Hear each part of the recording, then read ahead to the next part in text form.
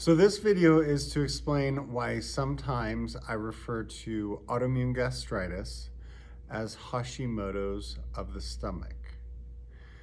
For context, Hashimoto's thyroiditis refers to an autoimmune response to the thyroid gland, named after Dr. Hashimoto Hakuru in the year 1904 in the country of Japan.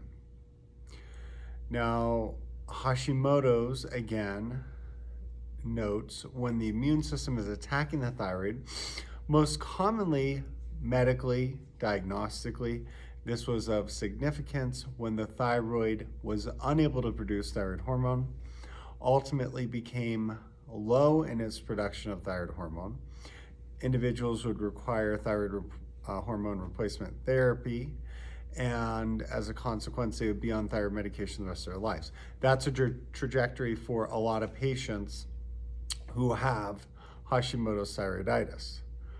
Fast forward into the 2000s, a lot of functional doctors started talking about patients who had Hashimoto's, but they may have had normal thyroid hormone. Now, this is still a shocker for a lot of the medical community, and I find that a lot of the medical community, and this is no denigration, still doesn't maybe find this to be of the same importance as when somebody has low thyroid hormone. This is why so many of you come to me and say, I've had my thyroid checked. What does that really mean? And when I ask patients, they oftentimes don't know. They just think that they had a thyroid hormone blood test, which they have. They've had something called a TSH, which is the hormone from the brain telling the thyroid to work. And they may have had a T4, most commonly.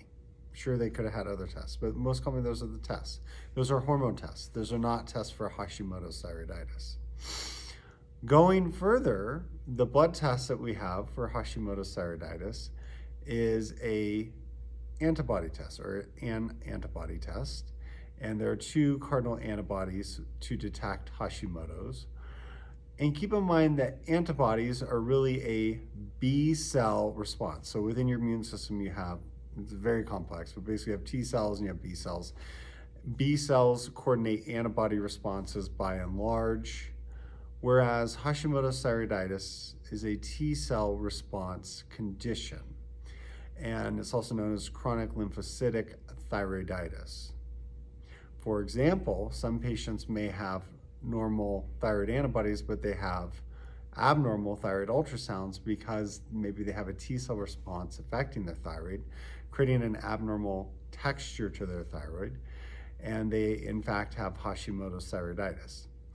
Why am I going into the weeds so deeply on this? I'm going there because I oftentimes refer to this condition, autoimmune gastritis, as Hashimoto's of the stomach. And I do that for a couple reasons. What we know with Hashimoto's is that certainly thyroid hormones are very important. Certainly thyroid hormones need to be paid attention to. And with that being said, the antibody response to the thyroid is also very important. And it's not only important to the thyroid, it's important to many other tissues in the body, like your brain. As I was talking about last night, we know that the immune response to the thyroid can affect blood flow into the brain. We know that the immune response to the thyroid, when it's too high, can be a predisposing comorbidity, predisposing factor to migraine headaches. This just came out of the literature, and I've been talking about this for a long time. So, with all that being said, hopefully you can now glean that this autoimmune response to the thyroid is important, regardless of thyroid hormones. Well, the main tissue attacked in Hashimoto's thyroiditis is a sodium iodine transport protein. The only other tissue that this sodium iodine transport protein resides in the body is the stomach. And we find that with autoimmune gastritis, the immune system is attacking that same transport protein.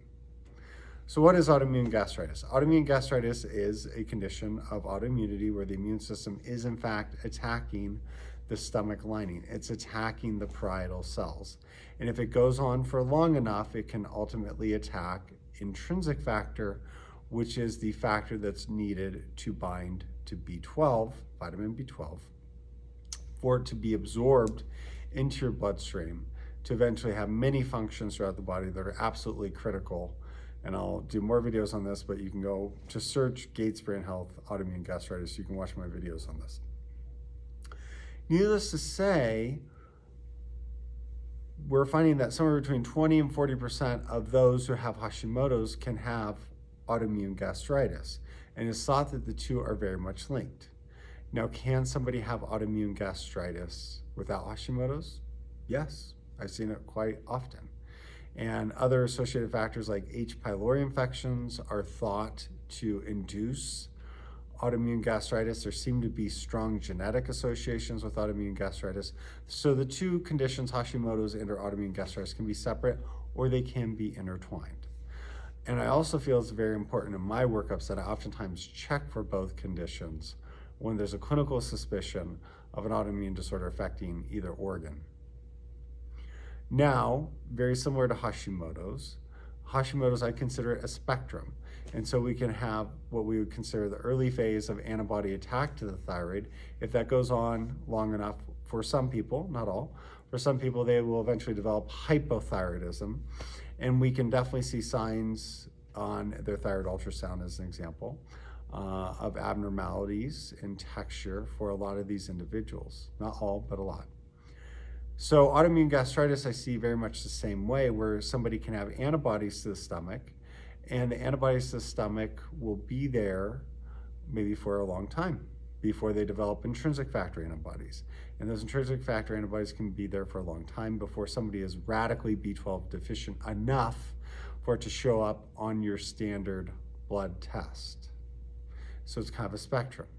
And if this autoimmune gastritis goes on long enough, it may then be diagnosable on an endoscopy. But is it possible that somebody has autoimmune gastritis in the early phases where they have antibodies to their stomach, they're not absorbing iron and B12 properly, but their endoscopy doesn't show any abnormalities yet? I bring all these questions up because oftentimes these are the facets of the conversations that happen between patients and their primary doctors, patients and their gastroenterologists, patients and their endocrinologists. And hopefully this will help you to understand that things are not always black and white. We have to think in continuums, and we have to think in terms of phases of pathology. So that's where autoimmune gastritis and Hashimoto's are related. That's how someone can have Hashimoto's, and it's really important even if their thyroid hormones are normal.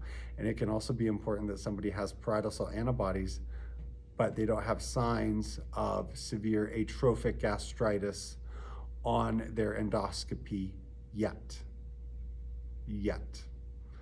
So more information to come on this. Tonight's a little bit longer of a video, but I hope it was helpful. Dr. Randall Gates, board certified chiropractic neurologist, also a chiropractic physician from Gates Brain Health. Stay tuned for more content, subscribe, share, all those things. Thanks so much.